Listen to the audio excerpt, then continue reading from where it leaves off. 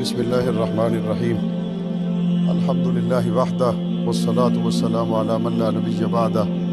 وعلی آلہ واصحابہ ومن تبعہم اجمعین اما بعد فاعوذ باللہ من الشیطان الرجیم بسم اللہ الرحمن الرحیم تؤتی الملک من تشاء وتعز من تشاء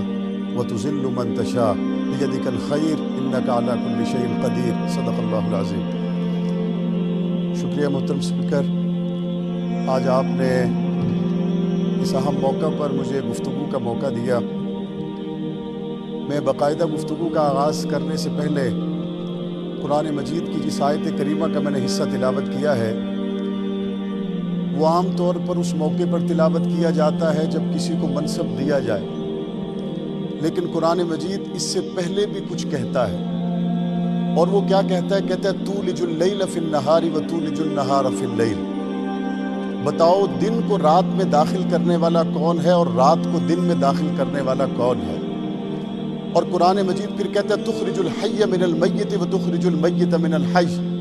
بتاؤ مردے سے زندہ کو نکالنے والا کون ہے اور زندے سے مردہ کو نکالنے والا کون ہے؟ ان دونوں باتوں کے جواب میں جب انسان اس بات پر متفق ہو جاتا ہے کہ اے اللہ سوائے تیرے رات کو دن میں بدلنے والا کوئی نہیں اور سوائے تیرے رات کو دن میں بدلنے والا کوئی نہیں، پھر اللہ کہتا ہے اس بات پر یقین کر لو تؤتی الملک من تشاء وتنزع الملک ممن تشاء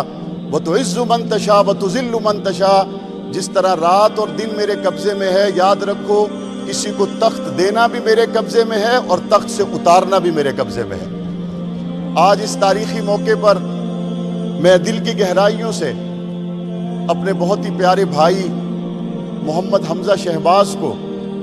197 ووٹوں کے ساتھ منتخب ہونے والے وزیر اعلیٰ پنجاب کو مبارکباد پیش کرتا ہوں۔ 2018 میں یہاں پر وزیر اعلیٰ کا انتخاب ہوا تو 186 ووٹ تھے، اور آج یہاں پر وزیر اعلیٰ کا انتخاب ہوا تو 197 ووٹ تھے۔ یہ ہمارے لیے کافی ہے سمجھنے کے لیے کہ حالات کی گرد و پیش کے سارے سرے اللہ کے ہاتھ میں ہیں، اور اللہ ہی بہتر جانتا ہے کہ آنے والے وقت میں کیا ہونے والا ہے۔ میں نے ایک آیت کریمہ تلاوت کرنے کے بعد آج جس واقعے کو بطور خاص اپنے بھائی محمد حمزہ شہباز اور اپنے دوستوں کے لیے کوٹ کرنا چاہتا ہوں، وہ حضرت سلیمان علیہ السلام کا واقعہ ہے۔ جب انہوں نے ملکہ بلقیس کا تخت منگوانے کے لیے اپنے دربار میں بیٹھے ہوئے ایک جن سے کہا کہ لے آؤ گے، اس نے کہا میں لے آؤں گا، اس سے پہلے کہ آپ کا دربار برخاست ہو میں لے آؤں گا۔ ایک دوسرا شخص کھڑا ہوا، اس نے کہا میں اتنی جلدی لے آؤں گا جتنی پلک جھپکنے کے برابر۔ حضرت سلیمان علیہ السلام نے ابھی پلک جھپکی تو وہ سینکڑوں میل کا فاصلہ طے ہو کر تخت وہاں پر آ چکا تھا۔ حضرت سلیمان علیہ السلام نے جواب میں یہ نہیں فرمایا دیکھو ہماری ٹیکنالوجی کتنی بڑی ہے، دیکھو ہمیں کیسی طاقت دی گئی ہے، دیکھو ہمارے پاس کون سی صلاحیتیں ہیں، بلکہ اس کے فوراً بعد فرمایا ھذا من فضل ربی، یہ جو کچھ بھی ہے یہ میرے اللہ کا فضل ہے، اور فرمایا لیبلونی ااشکر ام اکفر، اللہ تعالیٰ نے یہ چیز مجھے دے کر آزمایا کہ میں اس موقع پر اللہ کا شکر ادا کرتا ہوں یا ناشکری کرتا ہوں۔ ہم اس موقع پر کہتے ہیں الحمدللہ رب العالمین، اے اللہ ساری تعریفیں آپ کے لیے ہیں، یہ جو کچھ الٹ پھیر ہے یہ سب کچھ آپ کے ہی حکم پر ہے۔ ہم اپنا پاکستان رائے حق پارٹی کے ساتھ اصولی موقف کو قائم رکھتے ہوئے ہم نے مسلم لیگ کا ساتھ دیا، اور میں مسلم لیگ کے دوستوں پر یہ بات واضح کرنا چاہتا ہوں، معاویہ اعظم طارق جس اصولی موقف پر آپ کے ساتھ کھڑا ہوا ہے، اس اصولی موقف میں آج سے پہلے جب اسی ایوان میں نبی کریم صلی اللہ علیہ وسلم کی ناموس کی بات ہوئی تھی، عمران خان کے بیان سے عشاق مصطفیٰ کے دلوں کو ٹھیس پہنچی تھی۔ حکومتی بینچوں پر ہونے کے باوجود اگر ناموس رسالت کے لیے کوئی ایک آواز اٹھی تھی تو وہ معاویہ اعظم طارق کی تھی۔ حکومتی بینچوں پر ہونے کے باوجود ہمارے ملک کے اس وقت کے وزیر اعظم نے جب امریکہ کا دورہ کیا اور قوم کی بیٹی ڈاکٹر عافیہ کی بات نہیں کی، حکومتی بینچوں پر ہونے کے باوجود ڈاکٹر عافیہ کے لیے بات کی تو معاویہ اعظم طارق نے کی تھی۔ ہم آج بھی اسی اصولی موقف پر قائم ہیں کہ حکومتی بینچوں پر ہونے کے باوجود جب رحمت للعالمین مسجد سے عشاق مصطفیٰ کے سینے پہ گولیاں چلائی گئی، ہم نے اس وقت بھی متوجہ کیا تھا۔ ہمارے بعض دوست کہتے ہیں مولانا آپ حکومتی بینچوں پر تھے، آپ نے حکومت کو تنقید کا نشانہ کیوں بنایا؟ میں ان سے کہتا ہوں آپ کو پچھلے 3 سالوں میں کرکٹ کی مثالیں سننے کا بہت موقع ملا ہوگا۔ اگر آپ شاہد افریدی کو پسند کرتے ہیں تو مجھے بتائیں کیا اس پسندیدگی کی وجہ سے آپ اس کی ڈیڈ بال کو بھی ٹھیک کہتے ہیں؟ آپ شاہد افریدی کو پسند کرتے ہیں، کیا پسندیدگی کی وجہ سے آپ اس کی وائٹ بال کو بھی ٹھیک کہتے ہیں؟ ایسا نہیں کرتے۔ آپ کی پسند اپنی جگہ پر، لیکن جناب اسپیکر ڈیڈ بال ہوتی ہے، وائٹ بال ہوتی ہے۔ عمران خان صاحب نے اقوام متحدہ میں رسول اللہ کی عزت کی بات کی، بہترین بال تھی۔ اقوام متحدہ سے نکلنے کے بعد اسلاموفوبیا پہ بات کی، بہترین بات تھی۔ یکساں قومی نصاب کی بات کی، بہترین بات تھی۔ لیکن حضور کی گستاخی کرنے والی آسیہ ملونہ کو رہا کرنے پر اگر کوئی مجھے کہے کہ میں اس کے موقف کو درست کہوں، میں آج بھی درست نہیں کہتا، میں قیامت تک درست نہیں کہہ سکتا۔ ہمارے لیے ہمارے نبی اقدس سے بڑھ کر کوئی شے نہیں۔ اور اس سے اگلی بات میں عرض کرنا چاہتا ہوں، جب آپ بات کرتے ہیں کہ جناب بہتر چیزوں کا اور غلط چیزوں کا آپ نے تعین کیسے کرنا ہے،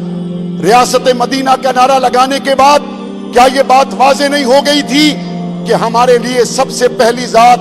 اگر ہے تو وہ نبی کریم صلی اللہ علیہ وسلم کی ذات اقدس ہے؟ کیا وجہ ہے کہ پچھلے رمضان المبارک میں جب عشاق مصطفیٰ پر گولیاں چلائی گئی، آپ نے کہا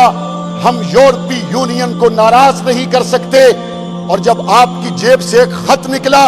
آپ امریکہ کے سامنے سیسا پلائی دیوار بن گئے، آپ یورپ کے سامنے سیسا پلائی دیوار بن گئے۔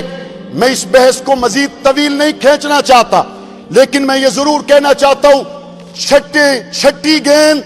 اوور کی چھٹی گیند جو امریکہ کی سازش کے حوالے سے کپتان نے عوان کے کورٹ میں ڈالی ہے، جوڈیشل کمیشن کا مطالبہ فواد چودھری کی طرف سے کیا گیا، پارلیمانی کمیشن وزیر اعظم صاحب بنانے پر تیار ہے۔ میں مطالبہ کروں گا پنجاب کی اسمبلی کی پارلیمانی پارٹیوں کو اس کے اندر نمائندگی دی جائے۔